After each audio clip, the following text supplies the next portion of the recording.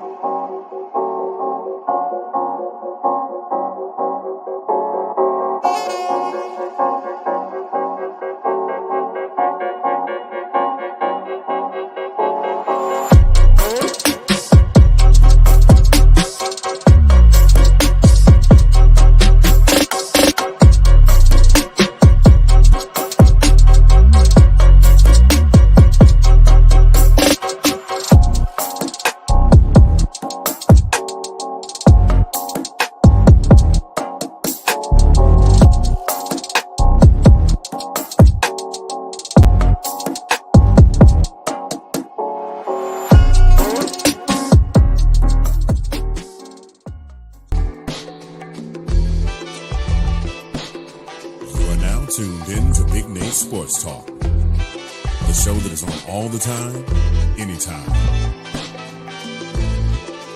And now, ladies and gentlemen, the next big thing, the latest up-and-coming sports journalist, your host, Nathan Snell.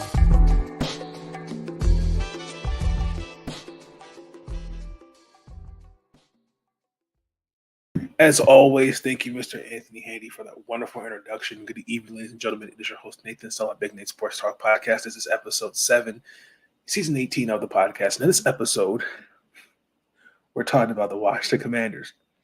Before we get into that, there's a few things I want to say up front. Episodes 8, the Maryland women's basketball team, we're going to record those tomorrow. The men, they play tomorrow. This video is being recorded. It is Wednesday evening. They play tomorrow. We'll recap those games. The women lost to Michigan State painfully. I'm sure you should episode for you see it's episode 6 and 7. They'll be up 8, 9, and then episodes 10. We're going to be talking about our NFL playoff preview edition, part 1, Road to Super Bowl 54.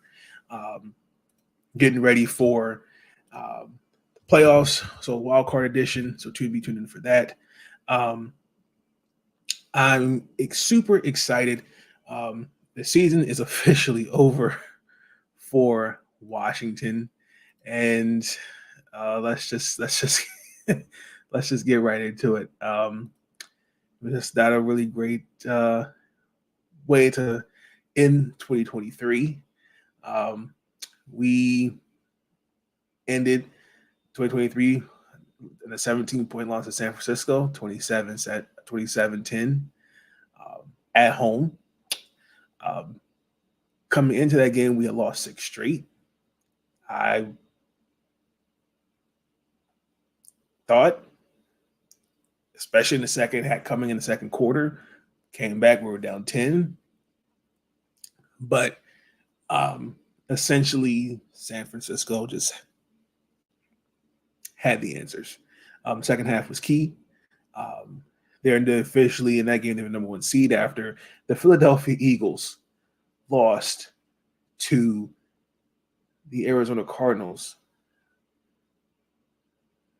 that week. I just don't know what to say.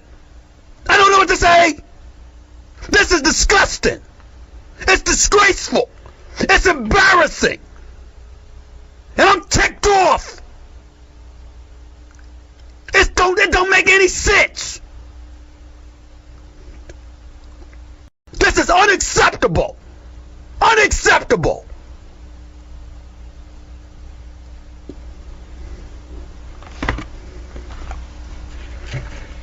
And something needs to be done about it. Quick, fast, and in a hurry.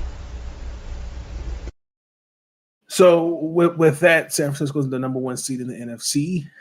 Let's just get into break it down the game and get the loss against San Francisco for Washington. Again, Sam Howell was the starter. Jacoby Brissett wasn't ready to go.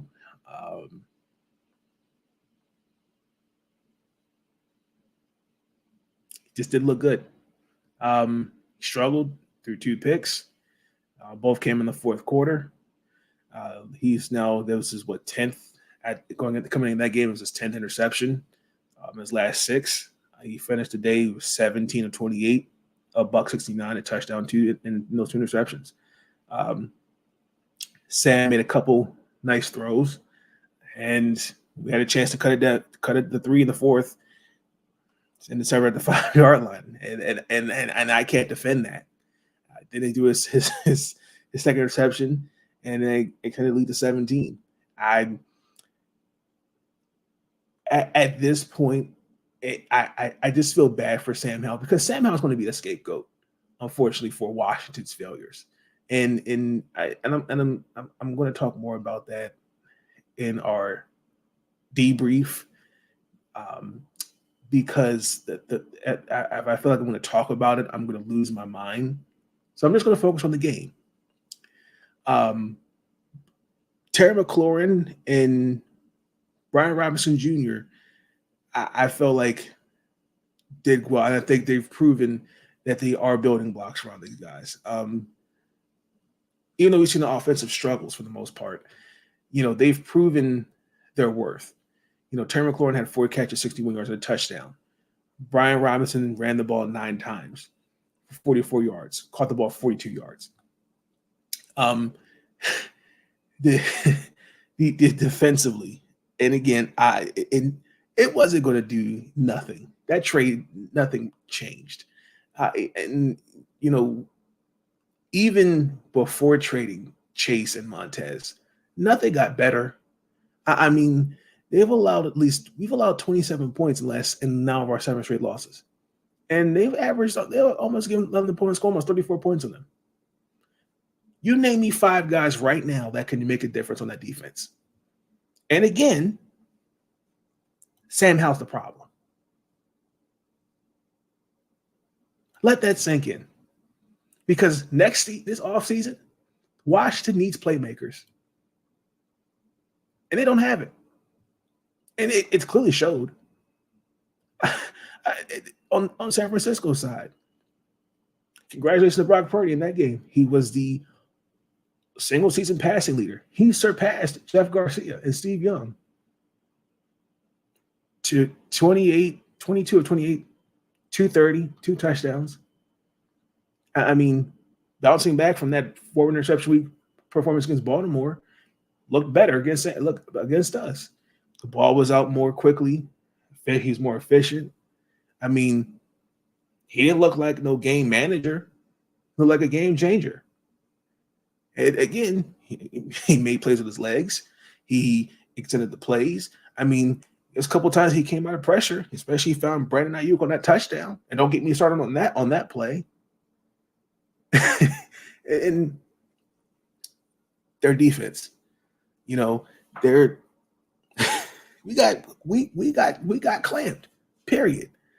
They did allow some big plays.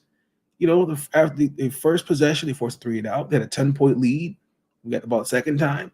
Sam Howell and us as a cohesive unit, we created 2 good scoring drives. And that took up most of the second quarter. The one where he connected to Terry McLaurin for 42 yards. And that was only touchdown on the day. And then, then in that first half, only 7 full drives. And that I'll give Washington his flowers on that. But outside of that, we coming into the third quarter, they did allow 3 explosive plays. Again, they weren't communicating. There was a lot of missed tackles. They had and then they just started bringing the blitz. And again, that crappy offensive line forced Sam Howell to throw that pass. And Shadavius Ward, he beat Terry on that route. First turnover of the game. And then same thing. On the other side of him, I think it's the Demondor Lenore. He had an interception. So other than that, we looked bad. So Chase Young, he was back out there. He looked okay. I mean, he had 1 tackle, 1 quarterback hit.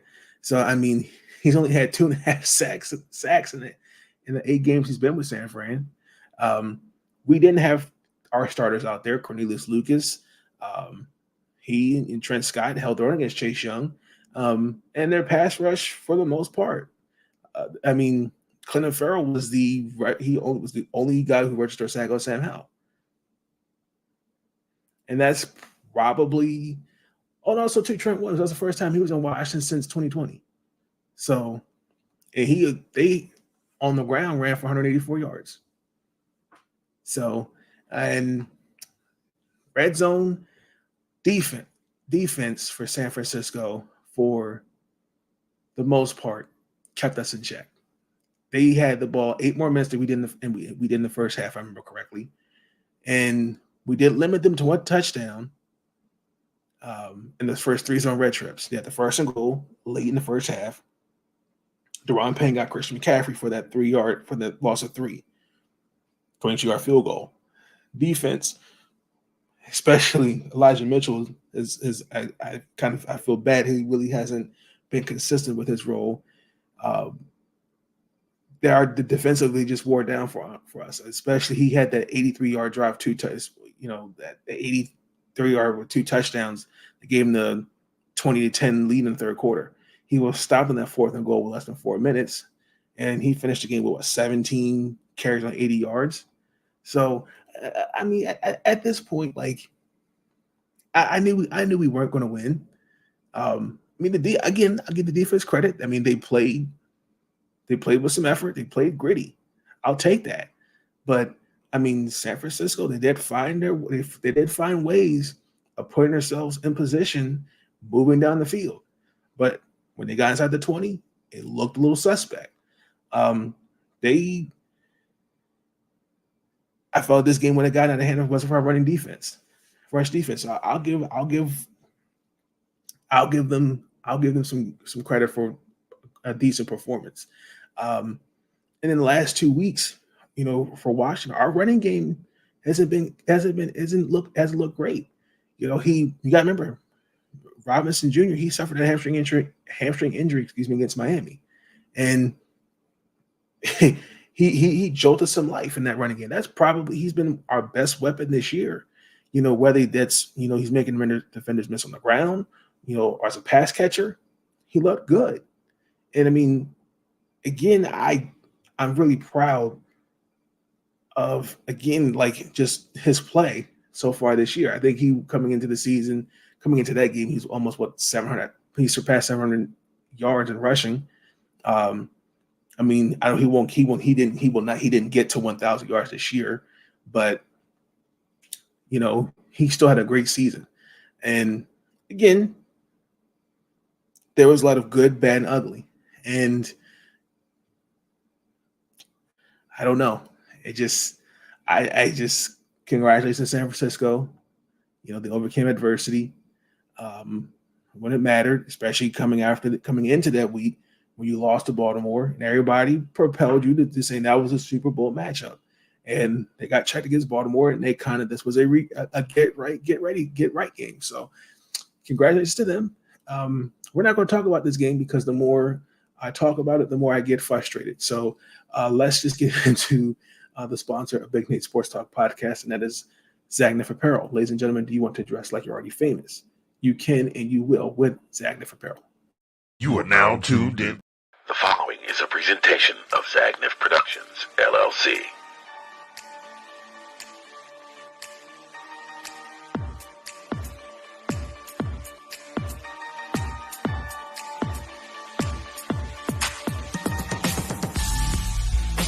Introducing Zagnif Apparel. Our comfortable line of leisure wear and athletic wear will have you comfortable and stylish at any occasion. Whether you're at the gym, out shopping, or just relaxing at home. Whether you're an athlete or just want to lay around the house, we've got the perfect outfit for you. Stop by our website today and pick up your favorite pieces.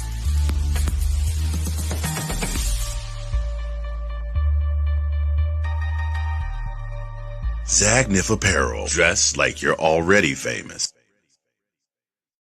You can and you will dress like you're already famous with a nice 15% off using my discount code Big Nate off your final purchase, ladies and gentlemen. You can and you will dress like you're already famous. Please check out Zagnif Apparel. Great merchandise. You will not be disappointed. I promise you. Right back.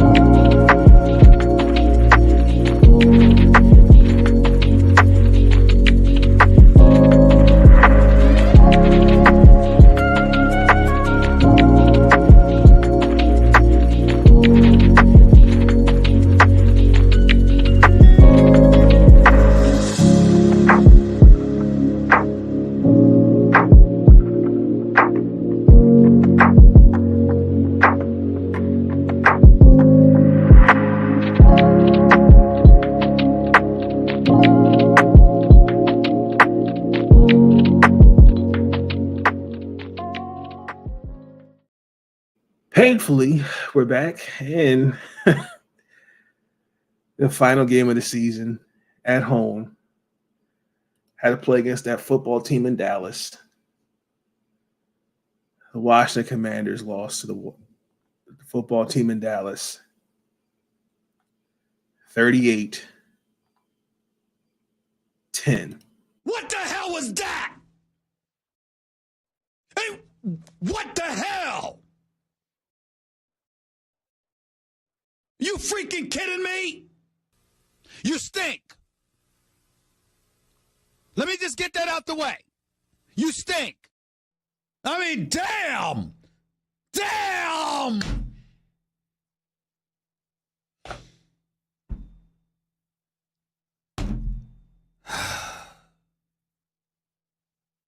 So with this loss, Washington has the second overall pick in the 2024 NFL draft. And that doesn't make me feel any better. It really doesn't. But congratulations, Washington. Congratulations! Oh my God. Washington finished the 2023 season on an 8-game losing streak. And again, it was also to Ron Rivera's birthday. So we all knew this was going to be his last game. He's last 4 years, 26, 40-1, 3 straight seasons on a playoff appearance. And I respectfully, I'm not going to count that year we won the division. That didn't even feel like a playoff year. I mean, that whole year was just not really, I don't really count that. So he's below 500, so he's now 102, 103-2 for the first time since his third season in Carolina. Yeah, so that sucks for us. But if you check out my NFL mock draft, already did one, so check that out. But Sam Howell, he's the first quarterback since Kirk Cousins to start every game this year, and was 19-27. He threw 1 touchdown, had 2 interceptions again. Again, just mistakes. And again, as a rookie, I don't know what's going to happen. I mean, Sam Howell, once again, that crappy offensive line allowed him to be sacked 4 times. He's now been sacked 65 times. And yet again, Sam Howell's the problem. I mean, Diami Brown made his first career. He made his first career reception on the throw by Diami Brown. Great pass, by the way, because Eric Bieniemy was definitely in his bag of tricks. I mean, the only the touchdown pass was to Brian Robinson. That was on the 4th and goal, and that was in the first play of the second quarter. But now he has a streak of games where he's thrown at least 1 interception to 7, and that we have 7 interceptions. 7 games, excuse me. I think it was with Donovan Wilson, if I remember that correctly, when that was intended for Curtis Samuel. Congratulations to Terry McLaurin. In that game, he's the first receiver with 4 consecutive 1,000 yards receptions. Congratulations. It really doesn't mean anything because season's over. And our defense, we were shorthanded. We didn't have. Don't get me started on the defense. I mean, Dallas didn't have Zach Martin. I believe he was out with an illness. I think Tyler Smith was out with a foot injury, and didn't mean anything. When you're the 32nd ranked defense, and you didn't have your starters out there, I mean, just those first that first possession, Dak Prescott was 6 of 57 yards. And that touchdown was to Jalen Tolbert, and unfortunately, he beat Emmanuel Forbes. There's really nothing else I can really say. I mean, again, we came out swinging, and they opened up the 67-yard drive in 8 plays to open up the score. I mean, we came out. I guess the intention was to come out playing aggressive and loose because I mean, we've had a horrendous running game. This offense has been inconsistent, and even though I saw aggressive play on defense and special teams, to let the blocked field goal, the tip drill interception, and I would really just want to know where I wish we just saw this all year. Didn't see that. That was what we were hoping for, and then after 2 turnovers and in the first half by themselves, we were down 11. And by that point, it was pretty much over. I mean, they pulled their starters by the time it was started. They were up 25. CD Lamb, 13 receptions, 98 yards, 2 touchdowns. Can't defend that. I mean, what else you want me to say? I mean, the turnover margin, they had 3 turnovers. I mean, the time of possession, they held the ball at least, maybe 5-6 minutes more. Dak Prescott, I mean, he looked comfortable in the pocket. I mean, he completed 13 passes toward Dak Prescott. Michael Parsons had his 14th sack on the year. I mean, pretty much everybody stuffed the stat sheet. And unfortunately, he's some of the, and again, Sam now has thrown 21 interceptions on the year. And I wasn't expecting their defense to look like what they were. And then they're 32nd for a reason, and it showed. So I just was second quarter. I mean, once they went up double digits, the game was over. And that was pretty much it for me. Dak Prescott, I think the Cowboys are ready. I mean, he did have the interception, but he was 31 of 36, 4 touchdowns. I think, the lack of a pass rush was clearly there, but I think Dak Prescott has proven his worth. And I get it because it's America's team, and they're going to get heavily criticized and all those different things like that. But I think he's ready. I think that is the type of play call that you want to see in a playoff situation. And I'm glad, and they should put their trust in him. But I mean, it was a great game. But again, I'm not surprised by his performance. I know what he's capable of. And then Dallas is the number 2 seed. Especially going on the road and sweeping us again, because they were 3-5 on the road away from home. And that's kind of interesting how as a cohesive unit, they're not effective on the road. And they were the eighth best defense coming into this game.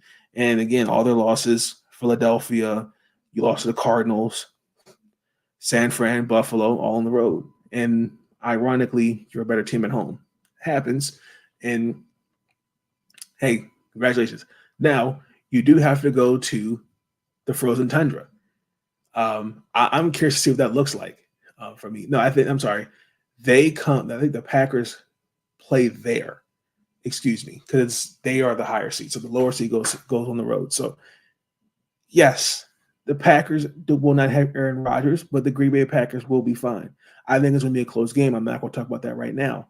But it's going to be interesting to see how they play against Green Bay for sure, because I think they'll be all ready to go by the playoffs. And Congratulations, they won the NFC East.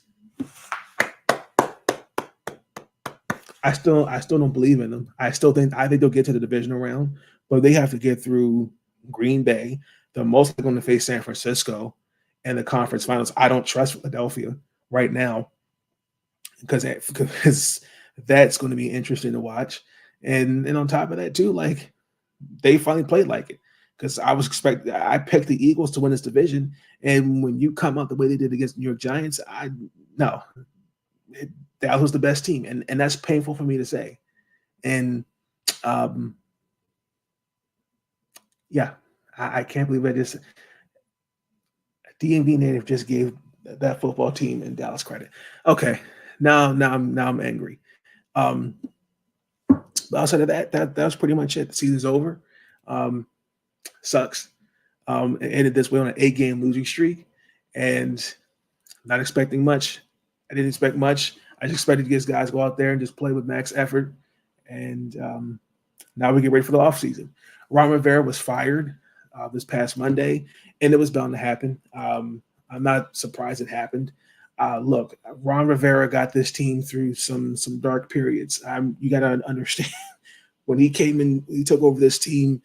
This team was going through some stuff. When your owner is investigated at the time, Daniel Snyder, by the federal government, you're hearing all these different things. You know what he was doing within the workplace, all those things. He guided this team through some dark stuff, and I appreciate Ron for all those things. I think he is a leader, but I respectfully. There does come a time where the game has passed you by. And, I understand the whole thing.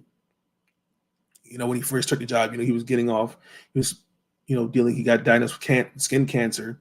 And that still to this day pisses me off because I remember when I first started doing the podcast, I can't remember who it was, but he played for, at the time, Denver.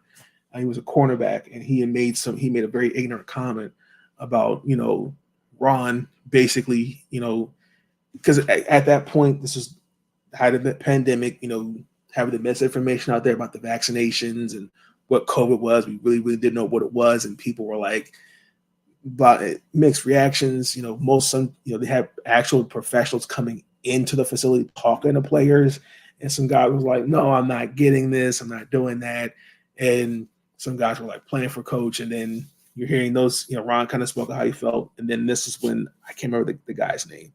It touched my mind. But he basically is like, if you can't respect what other guys are saying, then you should quit your job. And that made no sense. So, hey, I think Ron Rivera for what he's done, but let's keep it real. This team, respectfully, these last 4 years was just not good. And then again, like I said, I'm sorry to say, but I don't count that year they won the division, got the division round and faced Tom Brady. Doesn't mean anything because we didn't build on it. The team didn't get better.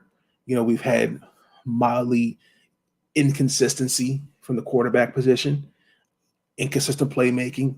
This year, I thought would have been the year. I'd have picked Washington to win at least 10 games. Didn't see it. And we'll talk more about it in our season debrief with Washington, but I wish Ron and his family all the best. Personally, if I was Washington, if I was Josh Harris, he should have a front office rolling like an advisory role. But you just seen the last 4 years lack of development. You kind of question some of the draft picks, the free agent signings, some of the coaching decisions. But it's going to be a new day in Washington. Josh Harris has cleaned house. We still really haven't heard a lot of moves. I know they did request a couple interviews already. I do expect Washington. It's gonna be interesting to see what they do this offseason. And I don't know what to expect, but I do know that it's going to be a new day. But Washington now is officially on the clock, and I hate to say, but we will be rebuilding. But when we get to that season debrief, there's some things that some Washington fans are not going to like, and even some journalists and others people. But it's my opinion because some things do need to be said. And from what I just heard this whole season, I don't like it, especially we're going into the offseason, and I'm a hold off on that until I'll see that video, but it's a wrap.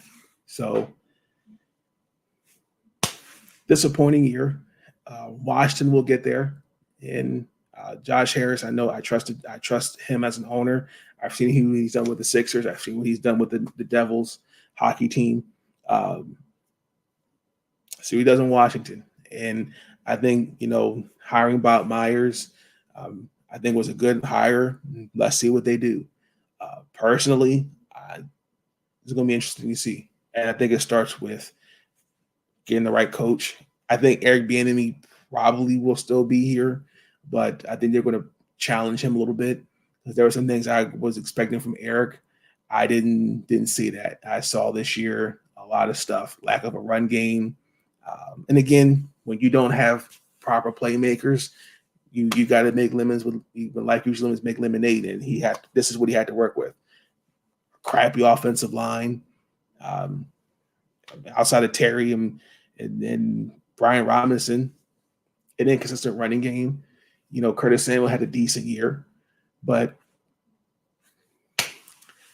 I don't know, man. It's over for us. So season's over for us. 1, 2, 3, Cancun. I'm actually going to, I'm gonna say that for one final thought, but we'll be right back. I need a quick second to cool off because I'm gonna break my computer.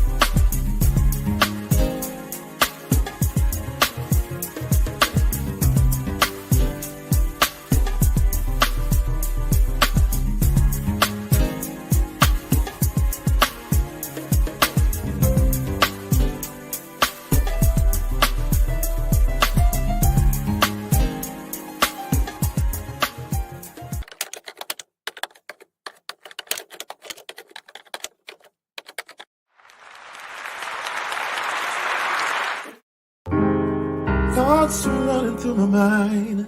So just some time to find a minute or two to organize. One final thought is I want y'all to hear this. This is from Logan Thomas. And I quote, "I think we had our ups and downs with him. I might be the only one to say it, but I think we had our ups and downs. We had some good, we had some bad. It's just one of those things where something new comes in after you've been used to something else for a couple years. And sometimes you can bang your heads, but I respect him for coming to work every day and being the same person every day. So if you have a person who comes in and be the same person, I can get on board with that." Ladies and gentlemen, that lets me know Logan Thomas is one of the guys that went to Ron Rivera and was complaining about them being practiced and played too hard, practiced too hard. That lets me know. Because first and foremost, Logan Thomas, I think, who is a veteran tight end, I most likely will be gone after this season. Last couple of years, he's dealt with injuries. I understand where people come from when it comes to Eric Bieniemy. Eric Bieniemy is an old school coach. I'm on the record, he should have stayed in Kansas City because I felt as though I just didn't really see what his end game. I don't see what his goal was here, unless he was trying to prove to the NFL, the football world, that he can be a head coach. I don't know why he picked Washington, because I preferred him to stay in Kansas City, because I don't know if there was some politics stuff behind the scenes. I don't know, but he does. There are some coaches that are going to expect the best out of you. See, here's the problem. When you've been a crappy team for so long and you've developed bad habits, some guys are just accustomed to just being complacent. Eric is coming off a Super Bowl championship. When you hear, I might be the only one to say it, but I think we had our ups and downs. What does that mean? So, in other words, you mean to tell me that Terry McLaurin, Curtis Samuel, Brian Robinson Jr., Antonio Gibson, Donnie Brown, do y'all have something y'all want to share with the class? The offensive line, y'all have something to share? Because for the most part, again, and again, I understand. However, I don't know how you can, y'all, if we're trying to, if the goal is to win games and to win a championship, sometimes you need guys like Eric Bieniemy to kick you in the butt, to get you to wake up. Like, I just don't understand this mentality of like, oh, I'm not accustomed to that, because you know what? Because if that's the case, you're never going to be a successful team. And it just, I'm disappointed because it just, again, same thing. Where's the accountability? Where's all that? Because when you have guys like this making quotes about your offensive coordinator, that lets me know how other guys felt about him in that locker room. Hell, it lets me know how some of the other coaches may have felt. But I guarantee you, no disrespect, but I didn't see Logan Thomas make no comment like this before Scott Thomas. I mean, not Scott Thomas. Scott Turner, excuse me. I didn't see him make no comment like that. So I don't know. So, I mean, I don't know. I just felt like that quote was just very poor. It just very poor worded, because it just almost seems like, well, Eric's a nice guy, but we weren't accustomed to this. Well, what were you expecting? I mean, you know what? I'm done. Y'all have a great evening. Enjoy the rest of y'all night. Have a great week. Stay cool. Stay warm. Stay safe. Hope everyone had a great week. Please like, comment, and subscribe. You'll see episode 8, 9, and 10. They'll be up Friday. I'll record those Fridays. They'll be up before the weekend. Until then, y'all enjoy the rest of y'all night. Peace.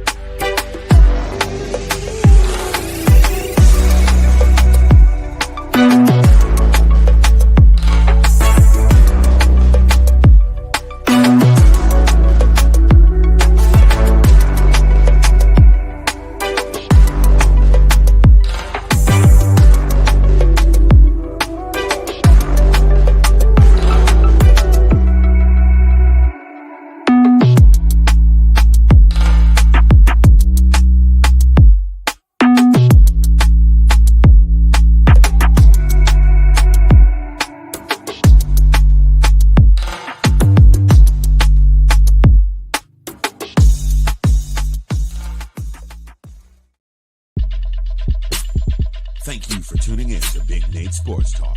If you enjoyed that episode, be sure to like, subscribe, and share the next big thing, the next up-and-coming sports journalist, Big Nate Sports Talk. It's on all the time, anytime.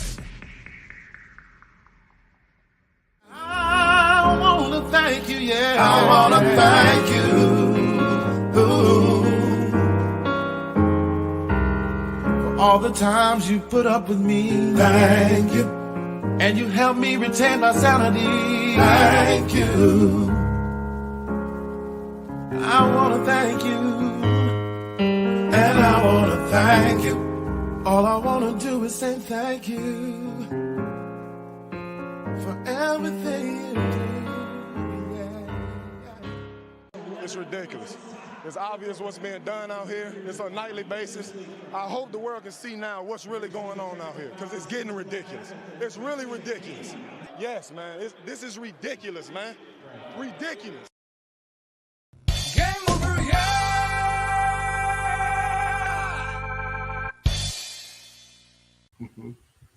I can't defend that. What do you want me to say to that? He didn't even try. These are legitimate questions. I don't have answers. I'm starving for answers. I'm starving for them because I don't have them. I'm so disgusted because I got to be out there at that game this Saturday. I got to see this. Inquiring minds want to know why. I truly do want to know why. I mean, this is some bad stuff. I don't know what I'm going to do. I don't know what I'm going to say. I don't know what I'm going to do. I don't know how much more of this I can take. I just don't know. This is ridiculous. Oh, Lord. This is how I believe, okay? I'm from the old school. I believe this. I would rather play with 10 people and just get penalized all the way until we got to do something else, rather than play with 11 when I know that right now that person is not sold out to be a part of this team. It is more about them than it is about the team. I cannot play with them, cannot win with them, cannot coach with them, can't do it. I want winners.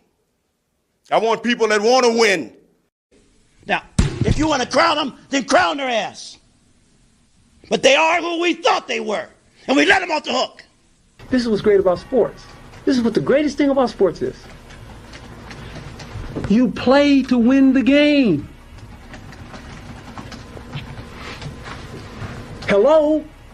You play to win the game. You don't play to just play it.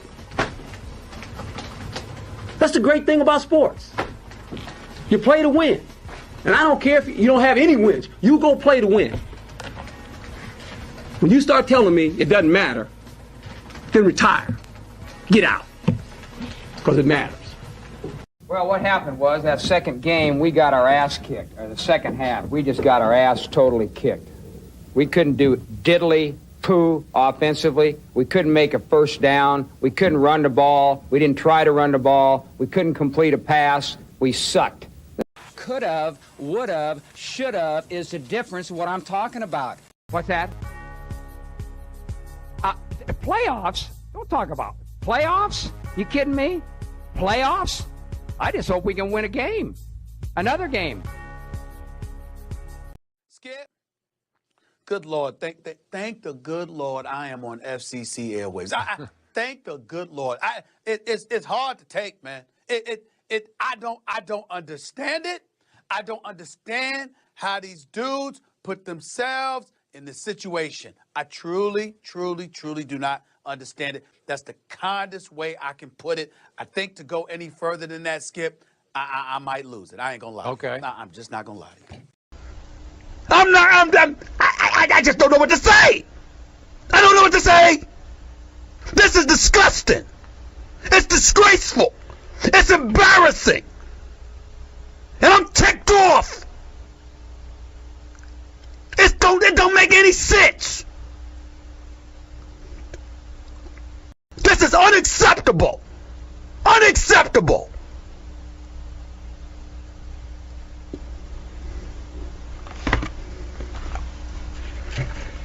And something needs to be done about it.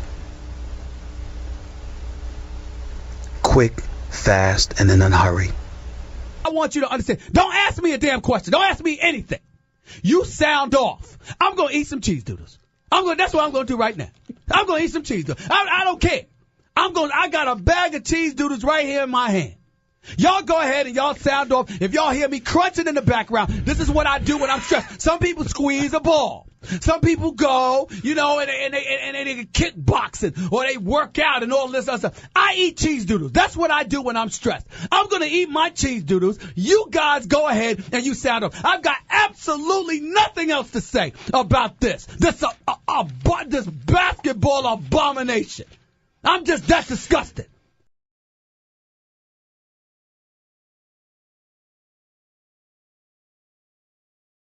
And they have normalized this bullshit. I'm going to reiterate my comments right here, right now. The clock is officially ticking. The honeymoon is over. Damn your feelings. Who gives a damn? You got a job to do. And the job ain't even a championship. It's to be respectable. And you can't even do that?